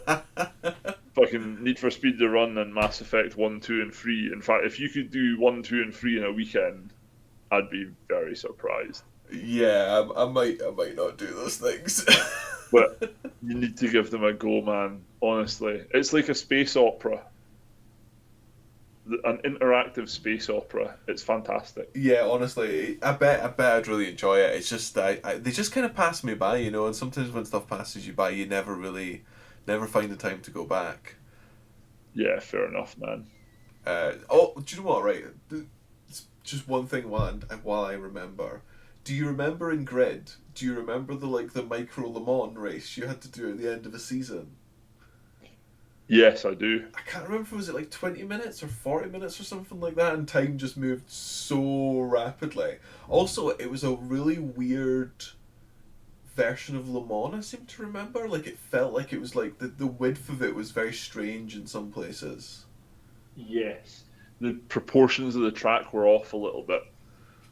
I did enjoy it. It was a fun novelty in the game, but yeah, there was something not quite right about the micro Le Mans you had to do in Grid. Yeah, no, that was a kind of downer for me in Grid, but everything else about it I absolutely adore, I have to say. Grid's an absolute banger. I mean, do you know what series we haven't really talked about? In fact, an entire kind of subgenre of like car games is modifying car games, like Need for Speed Underground, Underground 2, like Most Wanted, Carbon, etc. And you've got your like some of the kind of other ones, like Need for Speed is the biggest. and the one everyone flocks to. But like I've got a lot of love for like Juiced. I really enjoyed Juiced. Juiced felt like Oh, yeah. I mean, do you remember Juiced when it came out? It was like it was more difficult than Need for Speed because the handling model wasn't quite as arcadey. It was it quite was. nervous and twitchy. I seem to remember the handling model, like bumps really unsettled cars. Um, Yeah, it was more like Forza than it was Need for Speed, but with the Need for Speed modifying side of it. Yeah, totally. And I liked the fact you would end up with like a team in that where you do team races, you could do pink slip races, you had to like manage your respect levels between the different crews and they all liked different things. Did it not have like a spook out mechanic as well? If you drove behind the AI, they would get like spooked out and spin. I'm sure it did, yeah. There was a lot going on in that game. Like like a bit of tuning from like sliders and stuff like that. Like I really liked Juice. I think Juice was a bit underrated the first one, compared to like Underground and Underground Two. I'm Um, totally on board with that. It was a much better setup than Need for Speed as well. yeah, like Need for Speed was the big one, but honestly, like I prefer Underground One to Underground Two, and it's kind of annoying in both of them that like you have to put the kind of tacky tat on the car to get enough respect to enter some of the races. Yep, 100% in agreement there. I also totally blame Underground Two for the kind of creep of SUVs in racing games. Oh yes, It's not to blame, but I totally blame it anyway. yeah, no, like it was the first one that kind of put like Escalades and Range Rovers into it. Yeah, yeah, like big stuff, and you're like, oh god, they're just in absolutely everything now. And I lamented it at the time. I was like, why is this in here? This is not a race car. And then like they started showing up in Forza, and I was like, I'm not on board. This I isn't know. cool. They're on the roads, they're in the games, they're everywhere. Yeah, it's not on. Totally not on. But I mean, also, I'm just about to bring up a game that also has SUVs in it, but I actually do have quite a lot of love for, and it's like, if Juiced is the kind of more serious side of Need for Speed, then Midnight Club 3 was definitely the more arcadey side of Need for Speed. Yeah, But I loved Midnight Club 3. Like, Midnight Club 3 was like, it was the canvas to have the most tacky car design you could imagine. Like, how big do you want those those wheels? Like, do you want gold colored metal everything? The darkest tint imaginable? Yes to all of those, please. It's yeah, just no, that's true. It was another game I could never get into though. oh, I Um, really enjoyed it. It didn't the driving was a bit weird on it.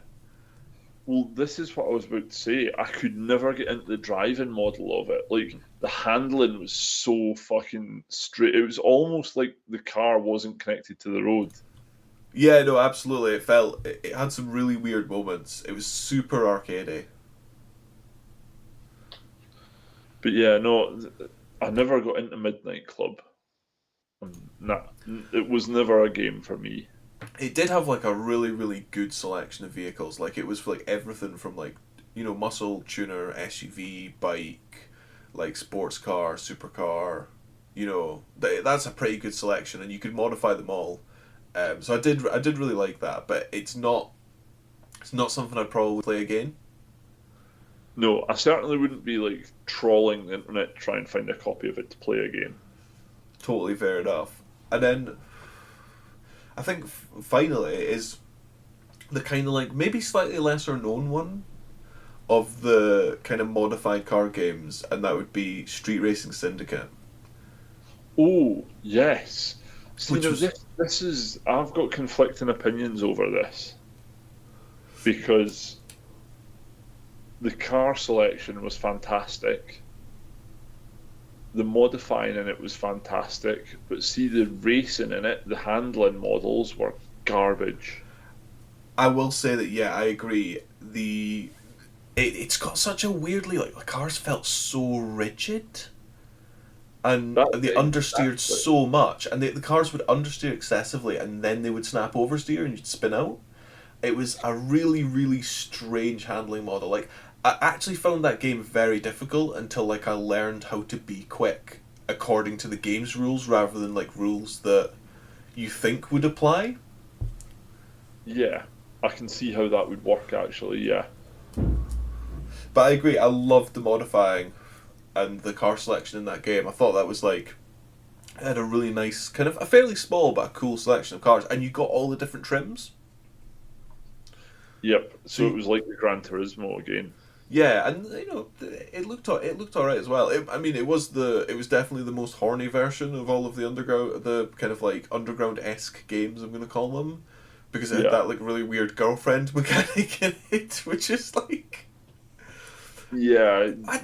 it really didn't add anything to the game, but it was still No. there. It was very much there. Um, I think oh, it kind of added for the prepubescent teenager that it was marketed at. I think is the only way to describe is the only way to broach that one. Like, Just a little added bonus. yeah, So yeah, but I mean, aside from that really weird, like weird mechanic that you see, if you want 100% that game, you have to collect them all. yeah, Actually, the more you think about it, the more nuts it is because like you collect them all, and then where do you store them and change out your girlfriend from the garage as if just a car or equivalent? yeah. It's It not. It's really bad. Really bad. it's kind of yeah. It's not great. God. But aside from that, it's actually it's quite a cool, interesting game, and if you can learn how to like be fast, I did actually manage to finish it. I completed the actual main, like all the race series and stuff like that. But at the end, it gets quite difficult because the AI are in really fast stuff as well. So you have to actually Right. be better than them at the track rather than just like in a faster car. Fair enough. Yeah, but that's a good progression though, because you want it to actually be a skill progression instead of just getting a faster and faster car all the time. True, it is nice when the you kind of naturally get better at the game as the game goes along. Definitely, man. Yeah. Mm. Do you want another game that a series we totally didn't talk about? Is like the Colin McRae Rally series. Yeah, so I wanted you touched on this before when you were saying like games that are like against the clock or against a stage. Mm-hmm. Dirt and Dirt 2, absolute masterpieces. I completely agree. They're two of my absolute favorites. I remember playing Dirt One and being like, "All right, well, I really like Rally again." Because for before then, I'd never really played rally games for years. Because I found some of the older ones on, like on the PS1, a little bit too difficult. Yeah, they are very much like they're not as accessible as like the track racing games. You have to very much be trying to do well at them in order to do well. Yeah, and you have to like break and like actually, yeah, you do. They're a bit more involved. The challenge is the stage, not just beating everyone else on track.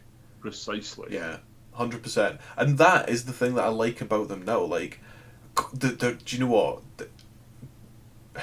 It sounds so bad, but like getting sweaty and hyper focused and doing a rally stage is so much fun. Like that is, I really enjoy that. I love how taxing and like how on it you have to be when you're like rallying compared to circuit racing. There is usually a bit of time where you can like, you don't have to always be focusing. Yeah, you can fanny about a bit. Yeah, absolutely. You can turn your head and watch a bit of TV just on the straights. Can't do that. You cannot double content. You can't watch something and rally at the same time. Absolutely not. Doesn't work. The only gripe I have with Dirt is I feel that if you're playing it on a controller, like the rear wheel drive class cars and some of the four wheel drive cars are fucking undrivable on a controller. You need to have them on a wheel. Are you talking about the Dirt series or Dirt Rally and Rally 2.0? The Dirt Rally. Oh, so the more recent ones that are very sim focused. Yes. Oh, I see. I love the original kind of more simcade Dirt ones for like the Xbox, but I agree that Dirt Rally is that is so good. I have actually done that on the wheel, and it's fantastic fun. Yeah. Because like playing it on a controller, Like you're fine with the slow front wheel drive cars, you're fine Mm. with some of the four-wheel drive ones, but as soon as you go to like the Mark II Escort, it's fucking undrivable. You can't do anything with it. Yeah, I totally agree. I don't think I ever really played that game with a controller because it didn't. It just wasn't. It was difficult. It was really difficult to get a feel for the car. Yeah, like it's fucking impossible to go really. Somebody else, somebody somewhere on the planet will be acing it with a controller, but I simply cannot do it. Yeah, yeah. It's out of my abilities 100%. So yeah, like I totally know what you mean because there's always someone that's mastered it, just to prove everyone wrong. I've got one more circuit racing. No, a couple more games that I want to mention briefly as well, which I Rattle just them off, just dude. curious to see if you've ever played them because these are like maybe not quite as popular. Like I'm not saying that no one's ever played them because obviously many people have, but they're a little bit less common. Is Auto Modelista? Nope, never played it. So that was a like a kind of Japanese um like kind of tuner racing game with like it had like hill climb and Japanese circuit racing. It had a lot of like it's only basically only JDM cars. You would really like this game, man. It was only like JDM cars. It had like a reasonable amount of like visual upgrades, performance upgrades. You bought like garages, so it was like Japanese. It had that like kind of slight role playing element to it, This sounds like my cup of tea. and it was for the PS2, and it was cell shaded, which is kind of where you might be put off a little bit. Oh no, that's all me. That's me all over. Have you had a look online for a few like? No, but I love the cell shaded styling is amazing. Love it. Like Borderlands style graphics, Mm-hmm. absolutely. Yeah, it's a yes. I'll send you some. I mean, I could probably just send you like a picture of the art for the game, and you'll totally get the vibe. But yeah, Auto Modelista, that's like I remember playing that for the PS2 and being like, this is really good. It had a bit of a weird, slightly funky handling model as well, but once you got the hang of it, it was a really good, fun, rewarding game. It just I don't think it was really that. It wasn't really that heavily publicized. Yeah, I'm all about that, bud. That looks incredible. Yeah, give that a go, man. That's Yeah. probably a good one for you. And then another one that I want to mention because like this is an absolute banger of a game for me. I don't think it'll be your cup of tea, but have you ever heard of Road Trip Adventure? That's the European kind of UK name for what the game is, but Um, I don't think I have. right. So it's kind of a weird concept, but it's like essentially it's this like series of kind of Japanese games where it's like an RPG, but you are a car, and like your kind of main ultimate objective is to win big race. But it also plays like an RPG. You go and like talk to other cars and do like weird quests, but they're always like related to racing. And all of the cars are those tiny little kind of like little squashed like kind of Yep. models with the slightly bigger rear wheel and stuff like that. Like Right. kind of. So on this, Tom, I Mm-hmm. remember playing this at your house. Oh, do you? Yes, Yes, yes. I really like this game. I have went looking for this game to run it on an emulator on my phone, and I've not been able to find it. But now I have the name of it, and I will have a PS2 emulator on my phone by tomorrow. Nice. I honestly, it's silly, it's cheesy, but I really enjoy it. I think it's such good fun, um, and the handling of it's a bit skew with, but yeah, I really like it. It's like such a weird take on like what a kind of driving focused game is. It's like it's an RPG. You just like instead of fighting anyone, you just race them. Yeah, no, I remember this, and I've got really, really fond memories of it, and I really fucking enjoyed it. And like the standout thing to me, even from back then, was like the selection of cars in this is insane. It is actually, yeah. There's like Um, 151 different bodies because I seem to and remember that number from the collectible. it's like it's a bit of me. I really like it, and I've like I say, I've been looking for it, and I've not been able to find it. I've been like putting in like anime car game, this car game, cartoon car game, cartoon car game where the cars have faces and all sorts of shit. And I'm like, I can't find it anywhere, but I now have the name of it. No worries, man. It's honestly, it's actually part of like a bigger series. There's multiple of those games out there, but Really? they're all quite different because they're all done by, well, a few of them are quite different because they're done by slightly different studios, I think. Right. Fair enough. Um, but yeah, I'm glad to kind of to have been of help there. I'm buzzed over that, man. Legitimately. I mean, I feel like there's honestly so many more games that I want to talk about because there's all the contemporary stuff out there that's absolutely fantastic as well. But I'm conscious of like, how much we've spent talking. I mean, there's a lot of like weird old games that I was a really big fan of. There's one. Have you ever played or heard of actually Street Legal Racing Redline? No. What a title, though. Oh yeah, it's an amazing title. It's I one second. Do you know what? It occurs to me that all I know about this game series is what I found out from playing it.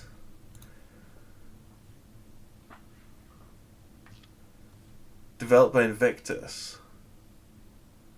Hungarian. Right, okay. So it's a street racing game, but it was developed by like a Hungarian developer.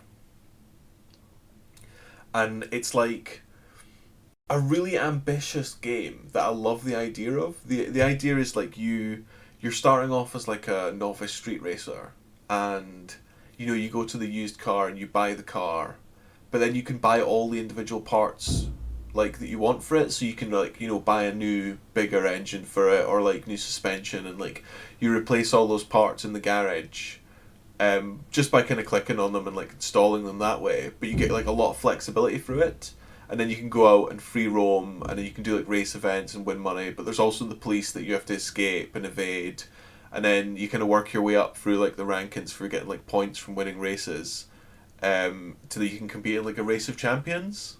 And you get like access to more and more cars. You can buy them new from the dealership, or you can go to like used car lot. And some of the like used cars are like kind of wrecked, and some of them are more complete. And it was really detailed, but also it was really really buggy. Like I cannot tell you. It's probably one of those games that I've never been able to fully experience because of how many bugs there are. Like I used to play it and the version that I was playing, I couldn't go out into the city, so I couldn't do any racing. Right. All I could do is go in the garage and drive around a test track at the garage because the game was it just did not want to do it. It refused. I don't know what happened. There are a few like patches, like kind of fan made patches from it, because it's quite an old game. It was like, according to the wiki, it was released in 2003. And I definitely didn't stumble on it when it was new, because when I like stumbled on it, the fan patches were already like quite established, and the modding Right. scene is really vibrant for it. So there's like loads and loads of genuinely really high quality like car mods, and a lot of them are super detailed in that like you get the 4 blank chassis that you can buy, and then you get all of the suspension components and all of the body panels for different trim levels, and etc etc. But it's obviously all interchangeable because it's the same platform, so you can just kind of mix and match whatever you want. Right. Like it's genuinely a crazy detailed game, but just like really old now and incredibly janky to the point where the community had to step in and be like, right, we're going to try and fix some of this stuff. Yeah. And it's got a total cult following. I'm a huge fan of it, but like it's kind of one of those things where like you just have to experience it. It's so good and charming and fun, but it's just crazy jank. Fair play, dude. Fair play. So I think we should probably wrap up and talk about maybe like what we think makes a good like racing game Yeah, or so driving game. this is something I've often thought about, and I think I know how to frame it. So if you were making your own racing game, what would it be? And like for me, I would have it like the entirety of the UK, or maybe even just Scotland, but like a 1-to-1 ratio map of Scotland in the game. I'm so on board so far. I think this would be great fun. Like 1,000+ cars. Legitimately, like I want like Gran Turismo level of car garage potential, but with everything from like you can have a 1960s MG midget through to you can have a 2022 Nissan GTR, you know? I Mm-hmm. want massive car choice. Um, Realistic wear and tear, tires, fuel, service parts, soft body physics, in-depth tuning models. So like sliders and stuff, so you can alter where what RPM your torque curve and stuff comes in. Like genuinely in-depth um, tuning, and also like an economy model. So either have it like you're a privateer race team and you're driving to and from events, and you're on like closed road rallies and stuff, or do it as like a street racing thing where you've got an economy where you've got like how Grid had the real depth because of it, Mm. where you build something like that into it, and like a semi-realistic handling model. And if I was to design my perfect racing game, it'd be that. But like have like law enforcement in it as well. So you've got like police, but you've got like traffic police and plods. It's like when you're in a town, you get like you can't act like a dickhead, or you can, but there's a risk to it. And then The ever yeah, living presence of the white Astra. yeah, man. Like I think that would be like my absolute dream game to come up with. I like that idea. Like, I mean, for me, I'd really like to see. I would like to see a kind of like quite honestly something really similar, just like a map where I wouldn't make it too racing focused for me. It'd just be like you can drive about, maybe do some like street racing. But it would be like I do like soft body physics. I think that's fun. Like I like the brutality of BeamNG, but also the non. Like what I like about BeamNG is if you have a little crash and like something become with your car becomes damaged, you can often still keep going. Like it Yeah, gives you the freedom to decide whether it's too much or not, like for you to drive. And yeah, it makes getting a car that's absolutely ruined or a bit too far gone to the end of something like satisfying. that's fair. Like the only proviso I would put in with the soft body physics is I think Beam, from what I've seen of it in footage, I think it's a bit over the top. Like the physics engine almost thinks that it's working with plastic instead of metal. Like it doesn't take a very big impact to totally deform what you've got. Mm. Whereas, like when you look at rallying, when you've got like a car that's actually prepared for motorsport, they can take a fucking hit and keep going. Like those boys are limping cars across the line with three wheels. Yeah, absolutely. I mean, honestly, you'd be amazed at how much damage you can dish out to the cars in Beam and keep them going. But there's also like really big weak spots on some of them. Like wheels are often a weak spot. Yeah, Drive shafts. Like sometimes they break really, really quickly, quite fragilely, and I've seen cars bounce off each other at slow speeds in weird ways. It's not quite perfect. but then it's a physics engine and not a driving simulator, so. Yeah, absolutely, Um, absolutely. But yeah, man, that would be like dream racing game for me, that sort of thing. Um, yeah, I don't have anything to add really on top of that. I think for me, it's all about like how it feels. Like you can get away with it not being 100% realistic if it feels good, if it gives you enough like feedback about what's going on. It's like predictable and understandable. There's nothing worse than having like a handling model where like you hit a tiny little bump in the road and it becomes very unpredictable really quickly, Yeah, like out no, of I'm on nowhere. board. That sounds correct.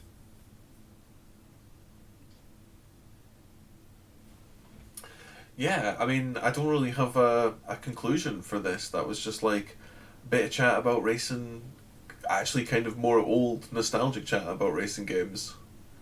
Yeah, man, I've enjoyed that. That was good. Yeah, me too. I could honestly Like, bang on about this for like genuine hours. Like there's stuff we didn't talk about, like Euro Truck Simulator. I am a recovering Euro Truck Simulator addict.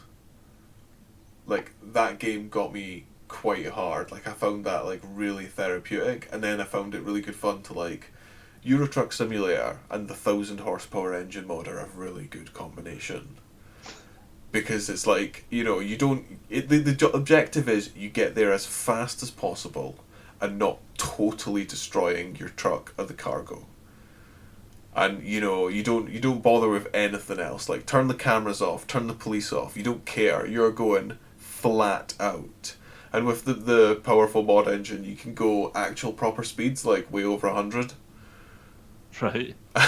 um, it's great fun. I love when you accidentally overcook a corner from going in it too fast on Euro Truck and the truck's like on two wheels, and then you have to walk that fine delicate balance of turning the way to right your like the way to kind of like bring your wheels down, but Yeah, also not too much so that you're driving into a barrier and inevitably flipping over that barrier. fair Adds enough, a set man. of danger to your to your trip. It's not my cup of tea, I'll tell you. I'll say that right now. Yeah, I got really into the Euro Truck. Like I haven't played in a long time because it's like yeah, I've spent plenty of time playing it. I don't need any more. No, But I never mentioned like that. And then like there's a lot out there. Like have you ever heard of My Summer Car? no. It's like you play like a young guy in Finland who's been like left alone by their parents over the summer, and you've got to repair the kind of the small crappy like kind of like family like starter car, like one of those low kind of low Yeah, cc cars, the Satsuma, and it's like in bits. It's just a chassis and like some components, and then you have to put all the components together, and like you have to faff about, like go to the shop and buy like fan belt and oil and stuff like that, and it's like it's all in first person and it's a bit jank, but it's like quite charming and quite addictive as well because eventually you can like do jobs, earn money, like buy like rally upgrades for your little car and enter it into like the road rally that goes around the village. oh, okay. It's a weird game. Probably not for me, but I can see the appeal. I think I might be definitely a bit more like experimental with the car games. As long as it's got car in it, I'm like, yeah, I'll give it a go. That's fair, dude. I think we'll need to wrap up because that'll be us at like 2.75 hours now.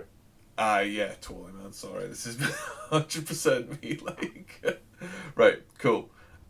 Well, yeah, thank you very much for listening. I hope some of you enjoyed this. I'd love to hear anyone's other mad nostalgic game memories and choices because like there's way more that we didn't talk about here.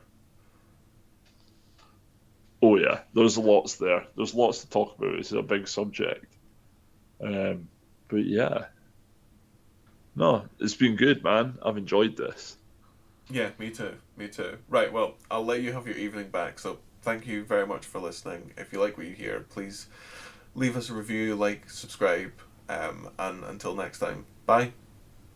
Toodaloo.